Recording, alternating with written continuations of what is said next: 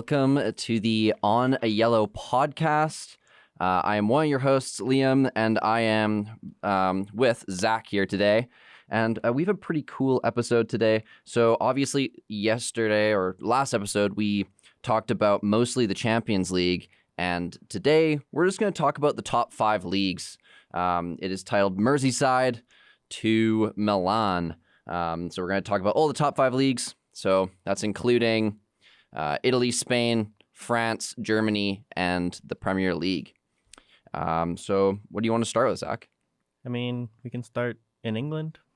There's lots of great games there, and it's part of our title. It is. So I say we start with the Merseyside Derby. So Merseyside Derby, of course, is Liverpool v Everton in Liverpool. It was a great game. Very close contested. Liverpool got up 2-0. Yep. Everton fought back with a goal from Gay. And unfortunately, they couldn't, draw the game, get crucial points. But it just shows that Everton, they're really growing. They're finally taking those next steps to becoming one of the top teams again and maybe fighting for Europe even this season. Yeah, I mean, with the new addition of Jack Grealish, that was a big acquisition for them. Obviously, he was a little bit absent in the game against Liverpool because, of course, they had one goal. Mark Gay scored, yeah? No, I think it was Drissa Gana Gay. Ah, okay. And then it was, of course, assisted by Iliman and Jai. Going to Liverpool's side, Hugo Ekitike. Hugo Ekitike, what a signing for Liverpool. He's been extremely hot this season. He's already got 3 goals in the Premier League and added an assist to it as well. Yeah. He's really taken that stride and jumped from the Bundesliga to the Premier League, which a lot of people said, maybe he wouldn't be good because of other examples of players maybe coming out of Frankfurt. Mm-hmm. But, I mean, he's really starting to prove people wrong that he was worth that transfer and he was worth what they paid for him because he's giving them great results. Yeah. He had a 8.8 rating, which was for OneFootball. He had 1 goal. And I just think, of course, you see, well, he's tied for second in the Premier League Golden Boot. Obviously, Haaland's up top with 6 goals. And he's tied for second with a guy I think plays for one of the newly promoted sides. I think Sunderland. But he, he's showing that he's worth the amount of money, like you said, worth the amount of money that they paid for him. And he's showing like a ton of talent. And he just looks so calm. I think the one thing I say about Ekitike is he's so calm. Like you see, it was his first ever game again for Liverpool. First ever game, first Premier League game of the season. And he scores the really cool, cold, collected kind of finish. Yeah, just like perfectly in the bottom corner. Exactly. Perfectly in the bottom corner. And it's just something that I look at. It's like, he's still really young. I think he's only 23 years of age. Yeah. And he is so calm, collected, and he's playing like a veteran player. And that is something that you look at and be like, yeah, he's ready for the big leagues. He's, it's a big jump from the Bundesliga to the Prem. And he's shown that he is the one to do it for Liverpool. Yeah, I mean, they got a great striker room there with Isak too. Exactly. So, he's got to perform, especially after they paid so much for Isak. Exactly. If he can perform and maybe even show he's better than Isak, that'd be incredible for him. Yeah. Yeah, no, it would be really, really cool to see. Well, obviously, you look at Isak's transfer, the big transfer debacle, and, huge news for Liverpool fans, terrible news for Newcastle fans. But obviously you look at that and be like, yeah, he's a really talented striker because Isak last season played phenomenal for Newcastle. He was one of their best players, and obviously Newcastle fans wanted to keep him. But you just look at the you look at the striker room. Like, they have insanely good strikers, and hopefully, you can see Ekitike has been kind of proven to be the number 1 right now, and someone that's not as old as Isak, hasn't had the Premier League experience, to come into a squad and be the number one is really neat to see. Yeah, and then we can even talk about other signings on other teams kind of providing critical results. We can look at the Leeds game against Wolves. Yep. Leeds won 3-1 in that game, and the game-winning goal was from a brand new signing to their team, Anton Stach. Oh, yeah. It was just an incredible free kick goal. Beautiful. And then he doubles down on it after the game and posts an interesting Instagram post with some interesting characters involved. I think Anton Stach, his Instagram is elite. Like, it's one of the funniest Instagrams I've seen from a player. Well, yeah, he's got a one post where he's with all the Madagascar guys. Yeah. So he definitely likes to have fun on Instagram. Yeah, it's neat to see. He's one of those players that really likes to involve himself with the social media part of the game. Yeah, it's cool. And I mean, that free kick, that was a beautiful goal. Yeah, perfect corner. Free kick, 30 yards out. Like, it was a beautiful, he just got all the connection onto it and was just able to hit a rocket of a shot into the top corner. And it's just like all the promoted teams this season have done phenomenally. Yeah. Leeds is in 12th. Yeah. With 7 points after that win. Yeah. And, big teams like Aston Villa and Wolves, who Leeds beat, are kind of at the bottom of the table, struggling to find any of that form that the newly promoted teams have. And I think with the newly promoted teams, there's that fire to win, right? They obviously got promoted, and they're, obviously the expectation is not as high as the teams that are already in the Premier League. But just to see, I think they play higher, like on a higher level, just because they have no worries. I mean, technically, like, the worst thing for them is getting relegated, but obviously the ceiling is, there's no ceiling there. They can go as high as they want to, right? And they kind of want to break that cycle of the newly promoted teams immediately getting relegated. I think for the past 2 seasons, it's been like that. Maybe it's longer than that now. No, because Notts Forest stayed up. Oh, true. Yeah, so I think it's the past 2 seasons. But there's not much change in the league the last couple of years. No. So for these teams to maybe finally make that change and force, current teams in the Premier League to maybe invest a little bit more money so they don't have to worry about getting relegated. Yeah. It's interesting for sure. Yeah, and I mean, you get so much more money when you get promoted through TV rights, through just being a Premier League team. You get so much more media. And I think, if you look at Leeds, there's 3 new signings that they had this season. They scored in their game, right? You look at Stach. You look at who else was them? Okafor. Okafor from AC Milan, and then of course Dominic Calvert-Lewin. Yeah. And obviously, you look at that and you're like, that was some good signings there. Obviously, Stach, I mean, I think he played for Stuttgart last season, if I'm not mistaken. Can't remember exactly. I think, he played in the Bundesliga, I remember. And, he's a really good player. Obviously, for Leeds, they could take him, and it's really good. Okafor, very promising left-wing striker guy on AC Milan. Obviously, didn't get a lot of minutes on AC, and now he's playing for Leeds, but it was a really good signing for them. He's playing in the Premier League. He's talented, and he's a future star of the game for sure. I mean, we can even touch on another promoted team in Sunderland. Yeah. They got a big draw against Villa, Villa's had a really tough start to the season. I know. I think they maybe have 2 or 3 points. I think this is their first goal all year. Really? In this game. I think their manager will be on eggshells for a little bit. I believe their goal scorer for Sunderland today was Wilson Isidore. Mm-hmm. And I think he might be the one you were talking about that's tied for second. Yeah, maybe. So he scored 2 against West Ham. Yeah, they have 3 goals. No, he scored 1 against West Ham. The person has 3 goals. Obviously, I could check, but I'm not really sure. But no, Sunderland are really going they're pushing ahead of their weight. Well, yeah, they're all the way up in 7th in exactly. the table right now, which is nobody saw it that in the early season. Nobody predicted any of these teams to even stay up, really. Exactly. And if they did predict it, it was usually in a 17th spot. Yep. The first place out of relegation. Mm-hmm. No, they're doing really well. Sunderland. Of course, Sunderland, though. Sunderland's a huge club.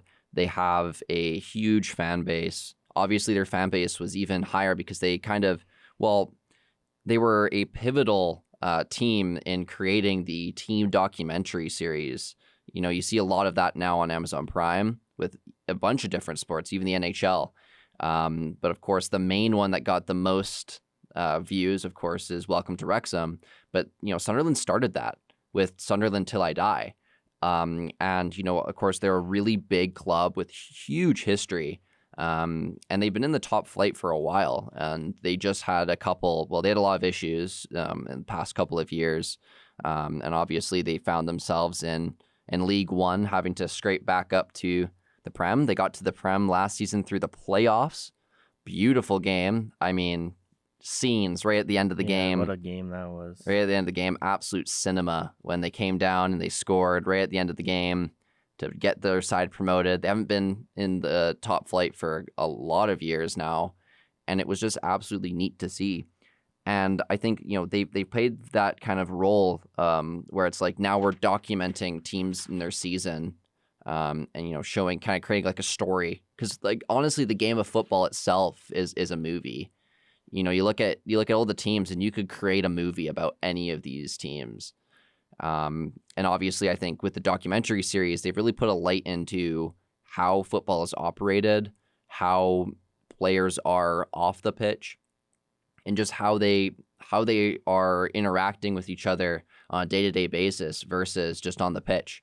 Because obviously the media focuses mainly on the pitch aspect of the game, mainly on the form that they're having. But, there's a lot of other things that we don't see. And I feel like that is kind of shown within a documentary series like Welcome to Wrexham and like Sunderland Till I Die. Shifting the focus here a little bit, how about we touch on my brother's favorite team here, Arsenal. And definitely his favorite player, Gabriel Martinelli, having come off the bench again. I know. And scored again to save Arsenal. I know, saved Arsenal in the 94th minute. I mean, maybe he's earning that spot back. Well, with competition, he feels like he's got to perform a bit better. Yeah. Well, a couple of years ago, people were viewing Martinelli as like a Golden Boot winner and one of the best players on that Arsenal team. And obviously he's slowed down a little bit, but he still has that Brazilian flair. He still has that goal-scoring acumen. It was just not really shown. But obviously coming off the bench has really helped him.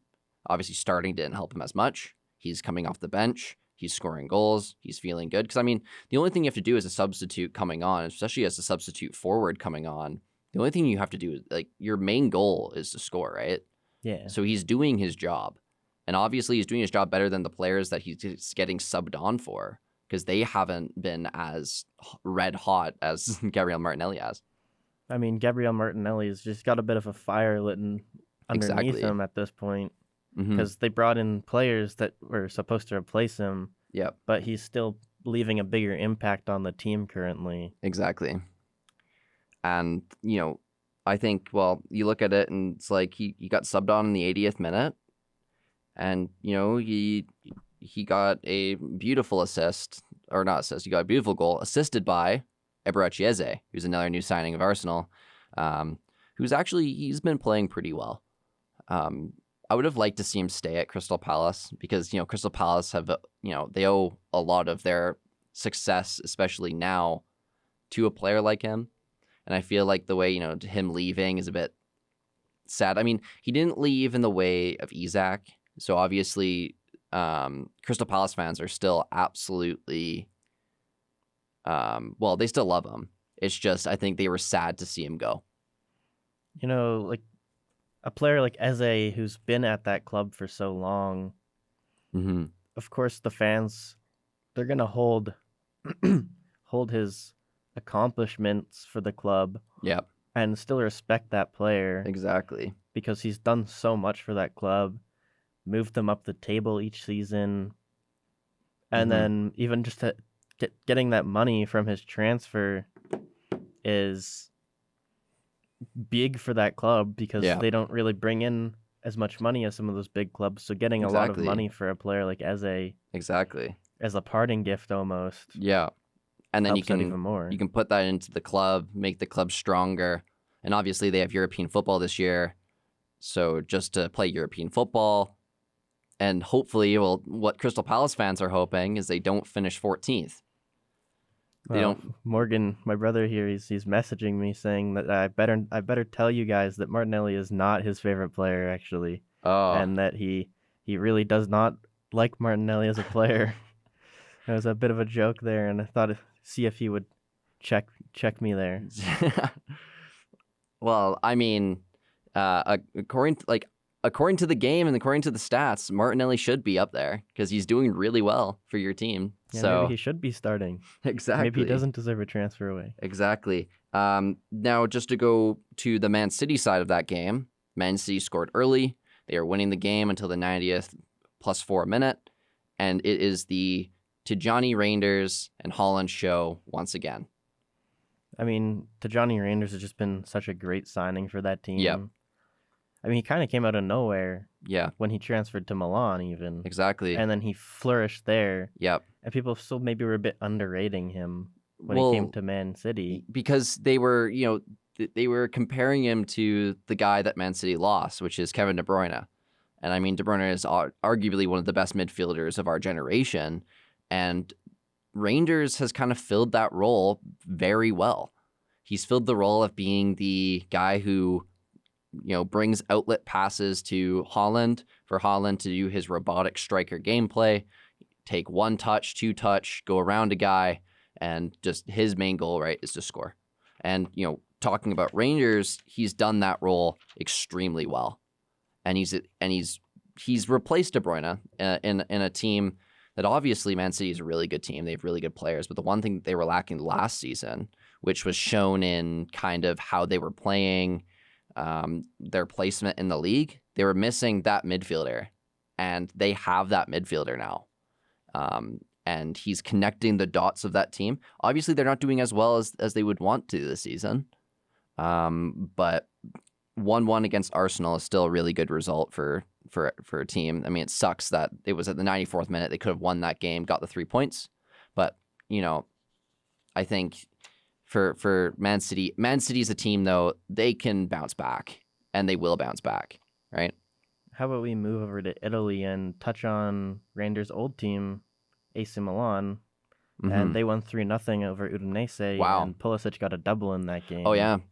Mr. Captain America. He's really shown that he's really good. Yeah, I heard he's coming out the woodworks this season. Yeah, I've heard he's almost at the level, or he's really close, or he might be over even, of being one of the best American players stats wise in the top 5 leagues, and that's including Clint Dempsey. I think he's very motivated this season with the World Cup coming up to show that America is good at football. Yep. And that maybe they could perform well regardless of what they're actually showing at the international level currently. Well, it's called soccer movement, I would say, where a bunch of the United States players and the team, they want to show that they are not a team to be reckoned with, and that just because they got automatic qualification for the World Cup doesn't mean that they're a bad team. And they might be like a lot of the host teams, even Canada, even Mexico, have that fire to get out of their group because they have the hometown advantage. They're in, everyone's rooting for them. A lot of the American players, they've played in America as well. So that's one thing that also has another advantage. They played in these stadiums before, even Canada, even Mexico, with the MLS. And I think they just have a fire and some fuel to get over the edge and to get out of their group. And you look at it. Look at Josh Sargent in Norwich.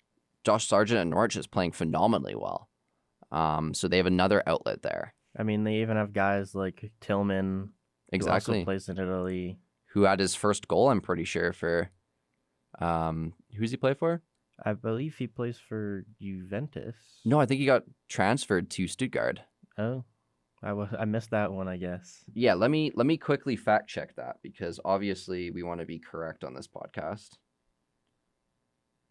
Tillman, he plays for. Yeah. Okay. So he plays for Leverkusen.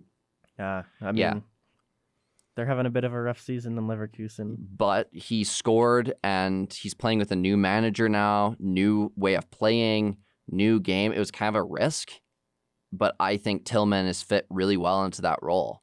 And he's shown he scored. Like, he shows that he's, he shows that he's an outlet for Pochettino in the U.S. men's national team. I think before we switch to Germany, there's a couple more games in Italy we should talk about. Yeah, let's talk about that. The Roma and Lazio game there. Yeah, the derby, the derby's name. So, of course, Roma and Lazio both play in the capital city of Italy, Rome, and this derby match is huge. And, I mean, honestly, any derby match in Italy is absolutely insane. The atmosphere is probably the best you're going to get from the top 5 leagues, in my opinion, for derby matches. I mean, honestly, France does some good ones too. But Italians are known for their insane, I wouldn't say football hooliganism, but it's kind of with their ultras especially. And touching on the ultras at that game, there's so many different groups that show up for each side. I know. Like for Lazio, you got West Ham ultras that show up. That's crazy. You got Lokomotiv Leipzig ultras that show up just because those connections made with those clubs years and years ago, they just show how strong and connected football is around Europe. It's huge. And that game is massive. They split the stadium in half. I know. And Roma came away with the 1-0 victory, and Lazio went home with 2 red cards. Yeah, and the derby match, of course, is the derby match between Lazio and Roma, and it's called, like, the official name is called the Derby della Capitale, which is, I'm pretty sure, the derby in the capital. But basically, this game is huge. It's a derby match. Roma won, 2 red cards for Lazio. But another thing is the police presence at this game. So obviously, Italian football is known for its football hooliganism, and sometimes it can get a little bit violent. To say the least. Yeah, I would say, I don't want to explain it too much, but it gets a bit violent, especially between the two ultra sides, to the extent that the police presence needs to be increased for these games. And, this is just a domestic game. This is not a Champions League game. This is not a game that means a title. This is a game that's win or lose in the league. But this derby match is huge, and win or lose is massive in this derby. I think you would talk to a Lazio fan, you would talk to a Roma fan, and they would both say that this game is absolutely massive. And because of that, there was over 1,500 police officers at that game, trying to make sure that the sides weren't, nothing bad will happen. And they even had increased helicopter coverage around the area. They had drones around the area, making sure there was nothing going on. Yeah, no criminal activity. That it just shows how passionate the fan bases can be over there. I don't know, like there's a level for me of being passionate and then just being an idiot, and you don't want to talk, like you don't want to, like an idiot that's just does things to do things. And I think there's a thing, like, you could be passionate about the game. You could not like another fan base because of that. But there's some other things that's like other problems with that, including violence, you look at the Celtic v Rangers game. Oh, that's a crazy one. It's a crazy derby. That's a religious derby. I know. But they have to get police escorts to the game because things can happen. I think that is ridiculous. I mean, the game, it's a game of football in the end of the day. And I think that being fans of another team and all that stuff, you cannot like them. But fighting over that, I don't see the joy of that, in my opinion. Because in the end of the day, you're just watching a football match. One last match in Italy before we move on to Germany would be Napoli remaining top of the table. Yeah. With a 3-2 win over Pisa, who's also a newly promoted side in Italy. Yeah, I mean, it's a good game, I guess. Can you explain that more? Napoli's been sitting at the top of the table. Yeah. Looking to repeat the championship here. Yeah. With new signings like KDB, obviously, it's a big one. Yeah. I mean, it's a close match against, maybe not a great team. Not a great team, yeah. But finding that way to win and getting those crucial points and not dropping a draw to a lower class team even. They won the Scudetto last season, and obviously they want to win it again, like every Italian team or any team in any division. They want to win the title. And I think one thing that they do well is it's Napoli. They've done some great signings though. Kevin De Bruyne obviously is a decent signing. He's getting old now, but doing really well. But the biggest one, like the one I like, because I'm a Manchester United fan, is Scott McTominay. Of course, I like to see Scott McTominay doing well. Obviously, he was nominated for the Ballon d'Or, which we'll touch on in this podcast episode. And just something that's like really cool is like something about McTominay is that he's grown from being a player that was viewed as kind of just like not great. Kind of, he did well. He saved us a lot that season. Did well, kind of. But he's grown into a role that he should be playing. So he shouldn't be playing CDM. He should be playing this cam role where he can be this kind of support striker, and he's played it really well. Obviously, Højlund now is a Napoli player, and he scored in his first game, which of course to a Man United fan is not good because it shows that Man United, the players maybe not the problem. It's the system and it's the climate at Manchester United, and even maybe the fans that could be the problem. But I just see it's just. I think with Napoli, they have a really strong team. They have a strong heart of the team, and they have extremely great fan base. And I think that alone could make them maybe push for a second Scudetto in a row. And switching over to a bit more of a heartfelt story out of Germany, Hamburg got their first win in the Bundesliga this season. Wow. After being promoted. It's a long time coming for them. They got it over Heidenheim. Did Heidenheim, was they a recently promoted team as well, or did they Heidenheim, stay? I believe, got promoted last season and stayed up. Okay, that's good. Yeah, well, with Hamburg, it's just obviously Hamburg is a huge team. I think they have 2 UCL titles before it was called the UCL, so the European Cup. And they're a really strong team with extreme amounts of what's this word? Prestige. Yeah. Extreme amounts of prestige. And as a club in Germany, like they're like one of the biggest fan bases. They have some of the biggest attendances. You looked last year in the Bundesliga 2, the top teams in that league had some of the biggest attendances comparatively to some of the teams in the Bundesliga, with Hamburg, Schalke, and yeah, Hamburg, Berlin Schalke. even. Yeah, Hertha Berlin as well. They got a massive fan base. Yeah, I think it even echoes all the way down to the 3rd division, where Dynamo Dresden. Yeah, they're a massive team. And 1860 Munich too. Dynamo Dresden has like an 80,000 seater stadium, and they pack it out in the 3rd division every year. It's with like Bundesliga football. There's some like really strong teams and really huge teams with a massive fan base and big amounts of prestige, and they're sitting in the Bundesliga 3. They're sitting in the Bundesliga 2, and they just can't get to that level, but they're still selling out their stadiums that are 80,000 in capacity. And that's the thing that's cool about that league, right? You don't see it in a lot of leagues where the first league and the second league have teams that are absolutely massive. And there were some big personal performances this week in the Bundesliga. Oliver Burke got a hat trick over Frankfurt of all the teams. That's pretty good. Wow. Won that game 4-3 for Union Berlin. Yeah. Bit of an upset, if you will. Yeah, but... And then our favorite man to talk about, Mr. Harry Kane. Let's do this. He got a bit of a hat trick too. He scored in the 44th minute and then again in the 48th with a penalty. He was a pen merchant that game. And then capped it off with another beautiful penalty in the 77th Yeah, minute. he was a pen merchant that game. But our podcast, in our first episode, we had a whole 25-minute segment talking about Harry Kane. And we could do it again today if we wanted to. Maybe we'll keep it a little bit shorter. But I think we keep it a little bit shorter, obviously. We want to create variety in the show.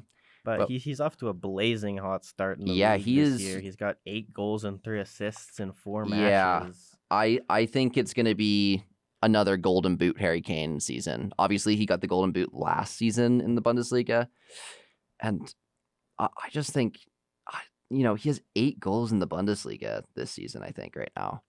Yeah, And I mean, it's yeah, a crazy record he has this season across all competitions, exactly. too. He's got 16 goals Yeah. and 4 assists, and I think 15 games maybe across all the competitions he's played in so far this season, which is just a crazy record to get over a goal per game there. I know. I think, like I said, I think it's going to be another Golden Boot Kane season.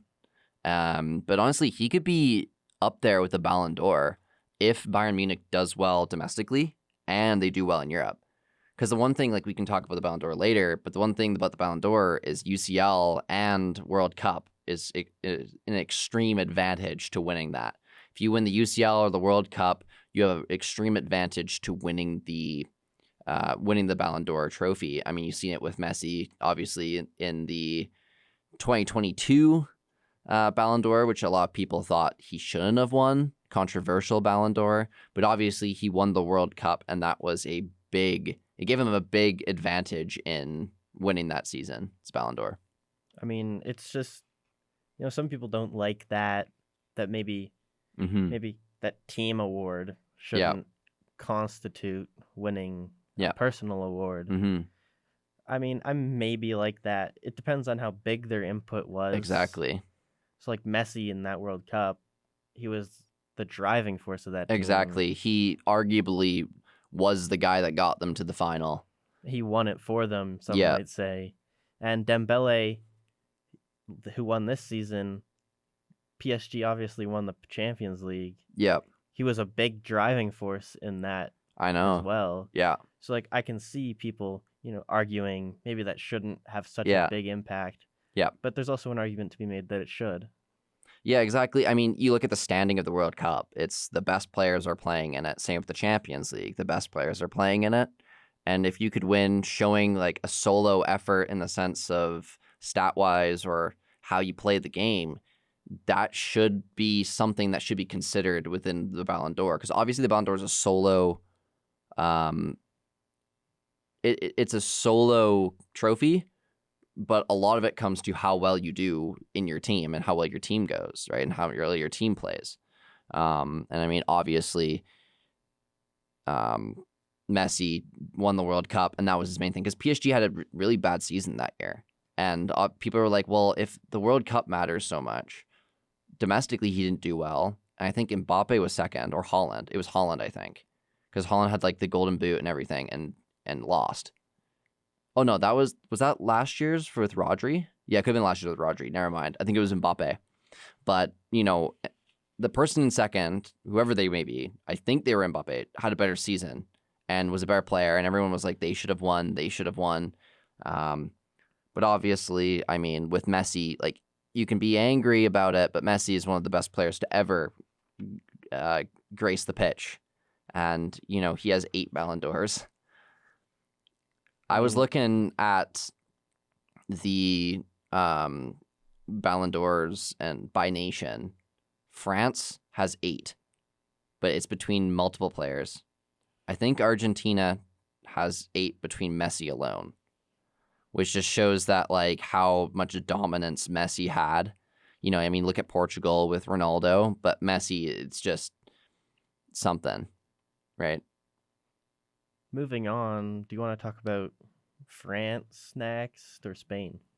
I say we talk about France and we can like talk about Ousmane Dembele because we're already talking about the Ballon d'Or. So obviously we've already kind of touched on this, but Ousmane Dembele is the 2025 Ballon d'Or winner. Was it deserved? I think it was. What do you think? Yeah. I mean, there was lots of great players in Europe this season. A lot of different players though. And that's what I liked. It was a lot of variety of players, and I think that's really cool to see. Well, I don't know if anyone earlier in the season, maybe would say Rafinha and Dembele were going to be 2 of the top contenders for it. So Yamal was up there, but yeah, I mean, Yamal, of course, the star boy himself. Exactly. He was obviously going to get votes. Yeah, but like players like Rafinha, he's really climbed to the top. Yeah. going from Leeds to Barcelona. Yep. I mean, it just shows. I would say Spain is the second best league in the world, personally. Mm-hmm. But touching more on PSG and Dembele, Yeah. they had an incredible season last year. Yeah, exactly. They won basically anything they could. UCL, they won the league, they won the Coupe de France, and they won the Super Cup. But to recent results, they dropped a game, 1-0 I know. to Marseille. I mean, they were without a couple great players, obviously, Exactly. because they were at the Ballon d'Or ceremony. Mm-hmm. But it's just. But a team like PSG, who's dominated Ligue 1 for so many seasons, it's just like, for me, I think PSG should have won that game. I know Marseille's a decent team, but PSG is PSG. And PSG in that league, which is said to be a farmers league where the competition isn't as high, PSG should be winning that game with even their bench, right? And I mean, PSG's tied in first for the table right now with Exactly. Monaco. But they dropped points. Well, Monaco picked up a 5-2 win. Yeah. With Ansu Fati.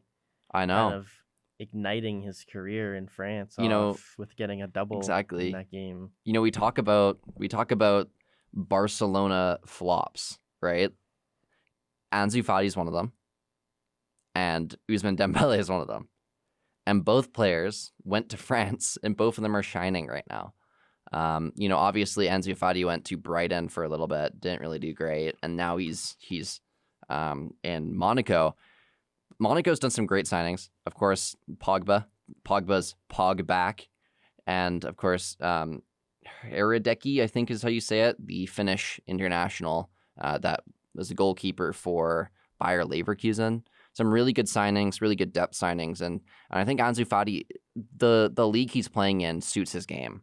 Obviously, his game is really technical, deking around people and stuff like that. In the Prem, it's way hard to do that because once you get the ball, people are right on you. And I think the leagues, especially Spain, Italy, and even France, they're leagues that allow a lot of finesse. They stay off the ball a little bit. They don't drive in to try to spark a turnover. It's very fluid football. And I think that's what Ansu Fati needs. And I think also Ansu Fati needs a league where it's still a high standing, but it's not as good as the Premier League or even the Spanish league, La Liga. And I think he needed that. And I think it's really done well for him. I think he's one of those kind of players that needs to just finally get a solid footing. Yeah. And get those minutes and kick off his career, sort of. Yeah. Because he's never really had a proper starting role. He's never really been relied on in a team before. And maybe that kind of helps him perform better. I don't know. He was viewed relied on as one of their best attacking options. I think to him, he needed a thing away from the spotlight a little bit. Because obviously Barcelona had extremely high standards for him. Obviously, he was really young when he started. He was like Lamine Yamal's age. And, you see it with Lamine Yamal. He's viewed as being one of the best players ever, like, for Barcelona. Like, and Barcelona fans absolutely love him. Which, I mean, they have the right to, because obviously Lamine Yamal's playing really well. But Ansu Fati was the Lamine Yamal before Lamine Yamal. He was this young, left-winged, obviously a different side of the pitch, but left-wing Spanish player from the academy doing really, really well. And I think they gave him the number 10 shirt after Messi left. And he just did not live up to the potential that he had. And I feel like he still has time. He still has time to show that he's actually a player that shouldn't be in the shadow of Messi, nor should he's his own player. He shouldn't be compared to Messi anymore. I don't think he is anymore. But he was viewed as a future star. And I still think that status can be still hit if, with this change of scenery. I mean, we can touch on his old team, Barcelona. Yeah. Who they've had a pretty good start to the season. It's Barcelona and La Liga. They usually do. To most recent results, when they were missing Lamine and Rafinha, Ferran Torres stepped up and got a double against Getafe. The Shark. I mean, he's kind of a player that maybe was regarded as a bit of a flop at one point, Yeah. but he's kind of worked his way back into that team Yeah. and really proven his role and worth to Barcelona. He did decent last season, actually. He got some key goals for them in the UCL. And, I kept seeing those edits. I don't know where he got the nickname from, but he's called the Shark. And that's his nickname. Don't know where he got it from. But, he was viewed as a player that was decent, but he left Man City and he wasn't great. And then he went to Barcelona and he played decent, but he wasn't like crazy good. And I feel like, well, that's good stepping up. That's what the teams that win games and win titles do. Their bench players can step up and they can win games when their main full 11 roster hasn't showed that, or is not there or injured. Teams that can battle with adversity, but also battle with adversity through having a good, solid depth. I mean, we can even check in on the other side of El Clasico with Real Madrid, who recently won against Levante, who's a newly promoted side in La Liga. And Mbappe, he likes to score his goals in bunches, let's say. I know. He scored twice in 2 minutes. Yep. And one was a pen, of course, It's fine. It's Mbappe, yeah. But Mbappe. They're also a team that with a really strong academy. Exactly. Using youngsters. La Fabrica. Oh, we learned that one recently. Yeah. Recently when we were looking over, the names of academies, obviously there's Barcelona's La Masia. And in La Liga, they like to name their academies. And we were looking for Real Madrid's because we were just like Real Madrid's academy. But it's actually called La Fabrica. So I guess because they're working to build those players into future legends of the team. Obviously, I think La Masia is better, and La Masia, La Masia talents. You think of La Masia talents, and it's like good, but La Fabrica is up there. Obviously you had Dean Huijsen, who is now actually playing for Real Madrid again, and doing really well in that defense role. He's actually starting, doing really well for them, and that's coming right from a guy that he got loaned out to Bologna. Is it Bologna or Como? I don't think Juventus. It's It was Juventus. It was Juventus. Well, he got loaned out to Juventus, and then he signed with Bournemouth. And there's this clause that a lot of Real Madrid talents have that basically means that Real Madrid could get them back for a really small fee. So it's really good business for Real Madrid. There's another big name player kind of breaking out right now. Yeah. Who has that same fee? Who yeah. does play for Como is Nico Paz. Yeah, Nico Paz. Yeah. He's been incredible for Como. He is an absolute baller. He was basically the entire driving force as to why they didn't get relegated last year. Exactly, and he's a good asset for Cesc Fabregas in that team. And obviously Cesc Fabregas being a Spanish midfielder, he has that connection to Nico, and I think that he's a really good manager for him to build up the player that he's going to be, because he is very talented, and I think in the next couple of years will be a Real Madrid player. Well, I'm pretty sure he rejected a deal to Tottenham this summer because he wants to go back to Real Madrid. Of course, when Real Madrid's on the door and you're linked to them, and obviously he's from there. He's obviously played for Real Madrid's La Fabrica, and he's grown up there, and obviously that's the team he wants to be playing for. And I think with a player like Nico, he probably will be in the next coming years. Imagine that though, midfield wise, they are set. They got Valverde, who is very underrated when it comes to things. He is an absolute baller. He has a rocket of a shot, and he's a really good midfielder. And you got other midfielders in that lineup that are doing decent, or Camavinga and Franco Mastuano or whatever. Yeah, he's doing really well. He's the young he's young only player. 17. They just brought him over from Argentina. Yeah, and he's been playing phenomenal. And then you got Camavinga, and you got Tchouaméni. And obviously these guys they're all young, and that's the difference. I think the oldest there is Valverde, who's 28. I mean, we can look at another team that's a bit of a surprise this year in La Liga with Villarreal. Yeah. They currently sit in third. Yep. And they've just had a great start to the season, Mm-hmm. coming off back-to-back wins, 2-1 over Osasuna and Sevilla. which Sevilla, that's a pretty big team. Yeah. Who maybe you would think more of in that conversation for third place. They're usually around there every year, yeah. It's opposed to a Villarreal who's like Yeah. around a 6-7 range. Yeah, well, there you go.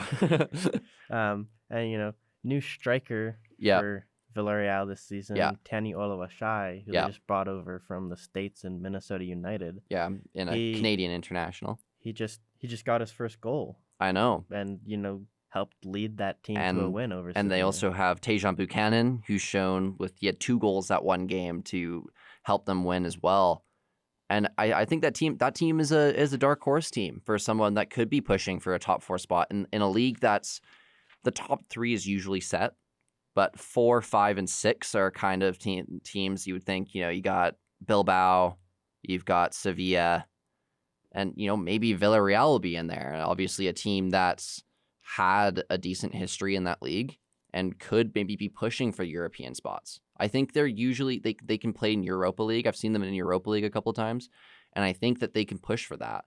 And obviously it's cool that their driving force is 2 Canadian players that are going to be getting ready for the World Cup in 2026.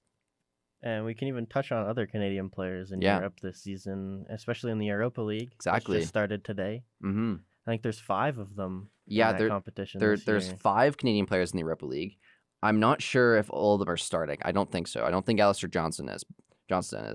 But we got Steven Eustáquio for Porto.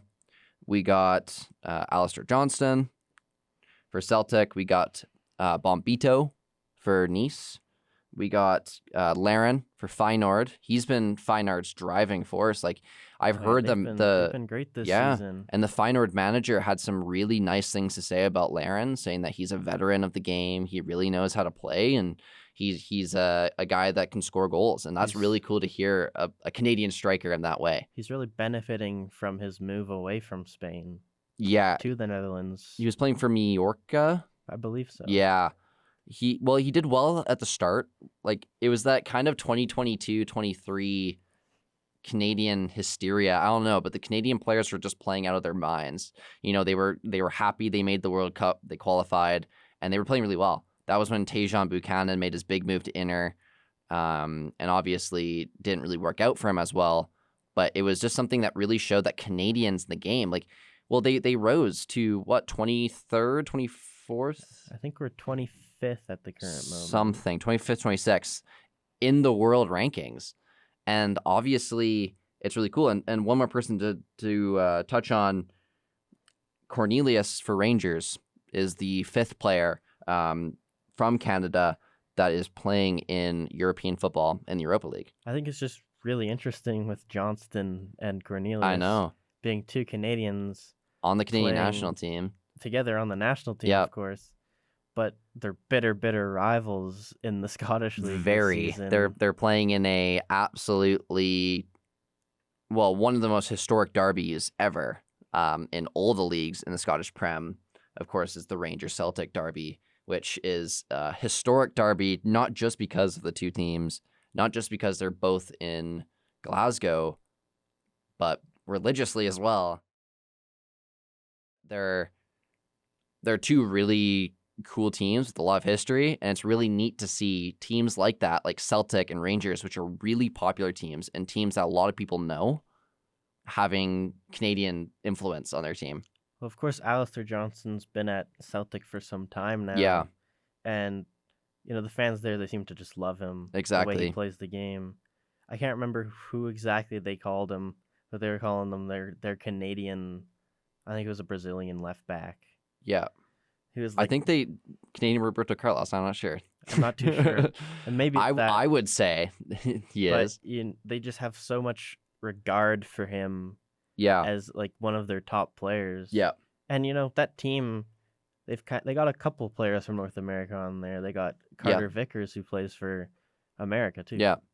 It's neat to see the influence of North America. We touched on players like Josh Sargent, Christian Pulisic, and there's all these other players like Tillman and Jonathan David and Davies. There's all these players that people know, but they're from North America, and I think that's really cool to see because it pushes our game even more. Obviously we don't have the best players internationally, but we have a lot of players that have a lot of heart. And I think that's one thing we can say about North America, especially the Canadian national team, is we have extreme amounts of heart. We obviously, ratings wise, aren't the best team, even though we're really good now. But I think the heart that we have, the way that we play, the way Marsh has kind of corralled this group together and has made them this kind of, you know what, we're not as good as these players, but we are good enough to beat them.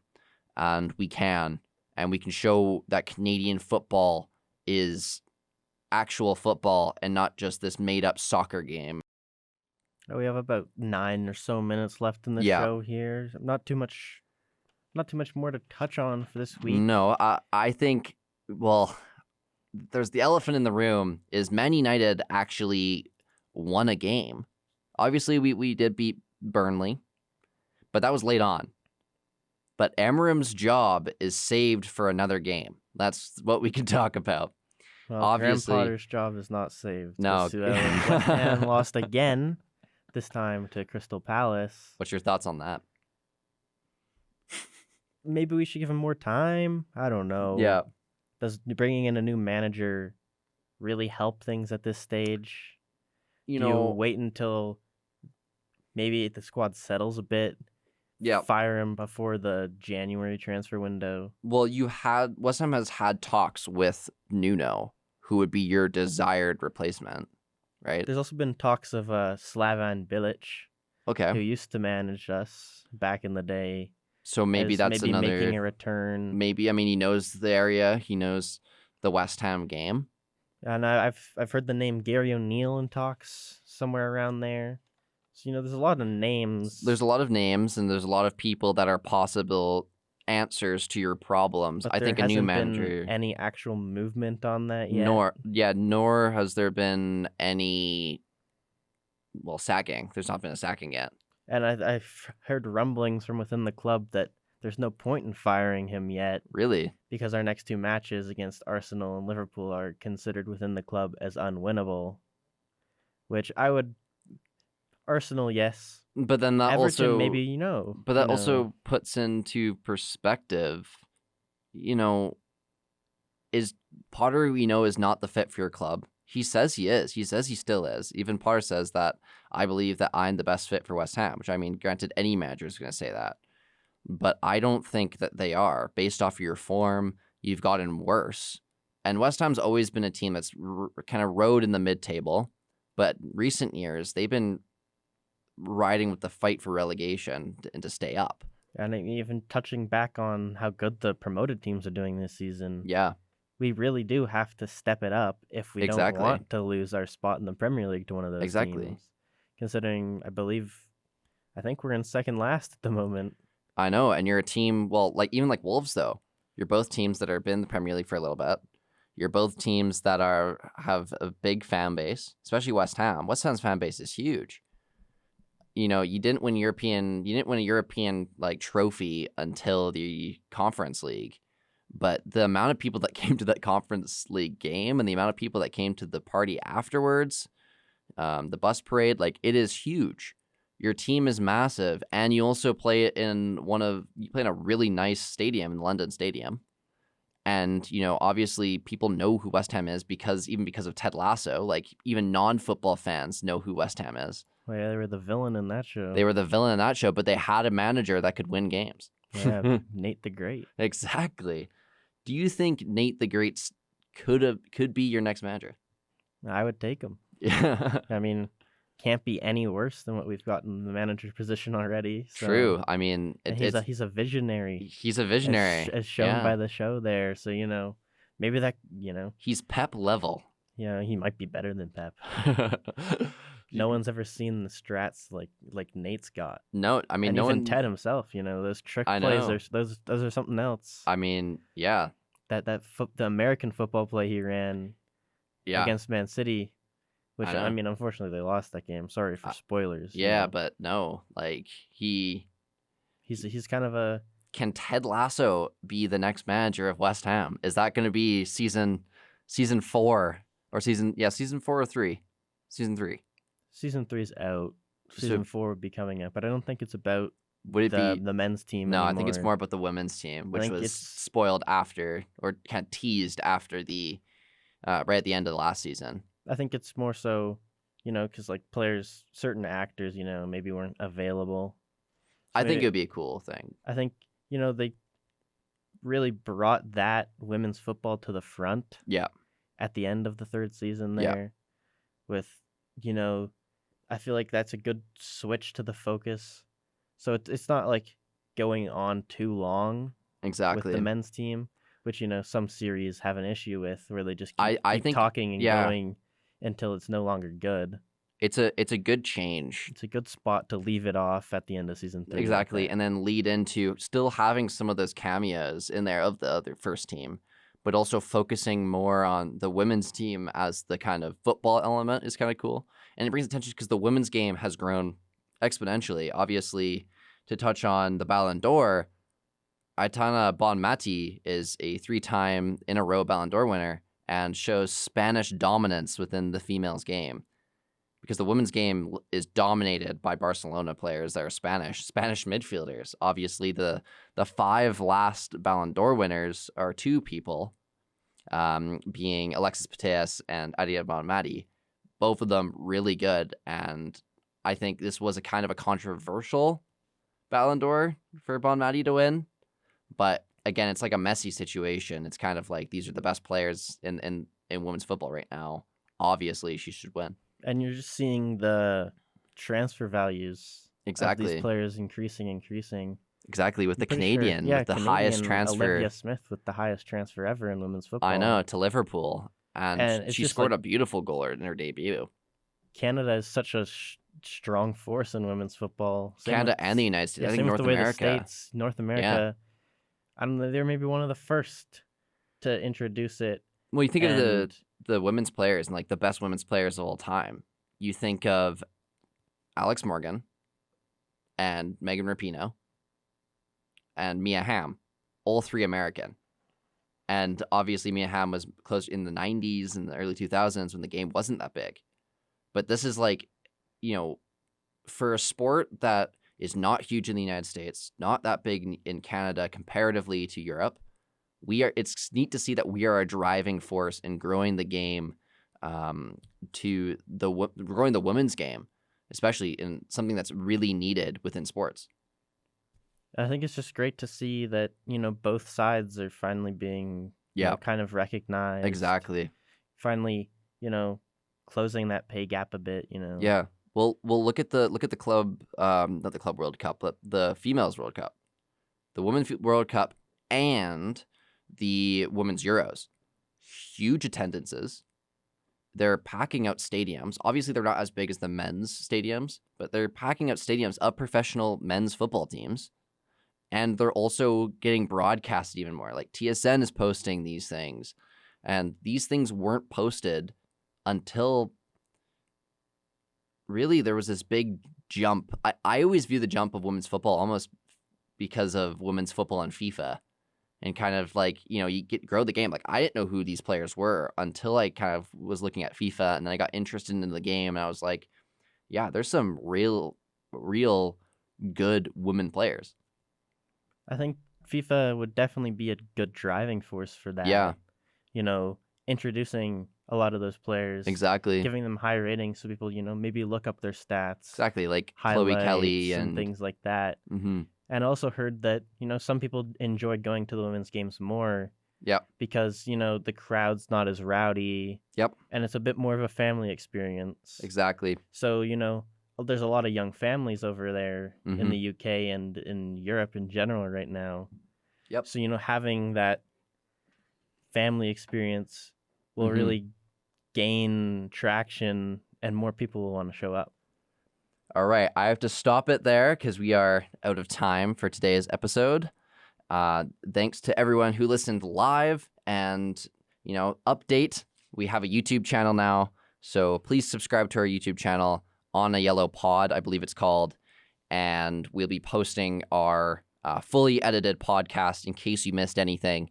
You can go and listen to that, and we might be doing some short form content, so look out for that as well.